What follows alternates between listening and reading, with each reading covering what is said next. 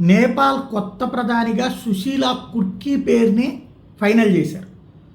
ఆమె కాస్త భారత్ పట్ల అభిమానం, భారత్ పట్ల గౌరవం ఉంటుంది. మరీ పేరేంటి దిగిపోయినటువంటి ఓలీలాగా భారత్ మీద విపరీతమైన ద్వేషం కానీ భారత్ పట్ల ప్రేమగా మాట్లాడుతూ నాటకం ఆడేటటువంటి ప్రచండ టైప్ కాదు. కొంతవరకు పాజిటివ్గా మాట్లాడుతుంది. నరేంద్ర మోడీని పాజిటివ్గా చూస్తుంటుంది ఈవిడ.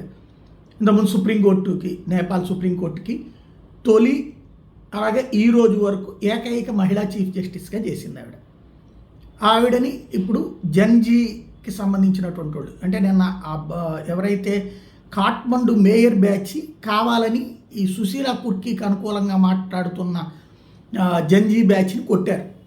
అయితే ఇవాళ ఈ అక్కడ ఉన్నటువంటి అధ్యక్షుడితో పాటుగా సైనిక చీఫ్ వీళ్ళందరూ ఈ జన్జీ బ్యాచ్ని కూర్చోబెట్టి అడిగినటువంటి సందర్భంలో ఫైనల్గా మెజారిటీ లెక్క చూసుకుంటే సుశీలా కుర్కీకే ఎక్కువ మద్దతు ఇచ్చారు.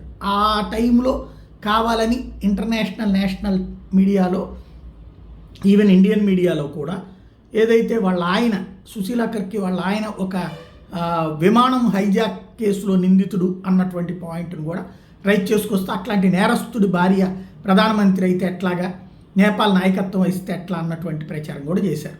అయితే వాటన్నిటి తోసిపుచ్చుతా ఆమె కరెక్టు ప్రస్తుతానికి అన్నటువంటిది జన్జీ బ్యాచ్ మాట్లాడినటువంటి నేపథ్యంలో ఆమెనే ఇప్పుడు నేపాల్కి సంబంధించినటువంటి ప్రతిపాదనకి అంగీకరించారు. ఆమెకి ఇంతవరకు చెప్పలేదు కానీ ఇప్పుడు నేపాల్ పార్లమెంటును రద్దు చేసేశారు అధ్యక్షుడు.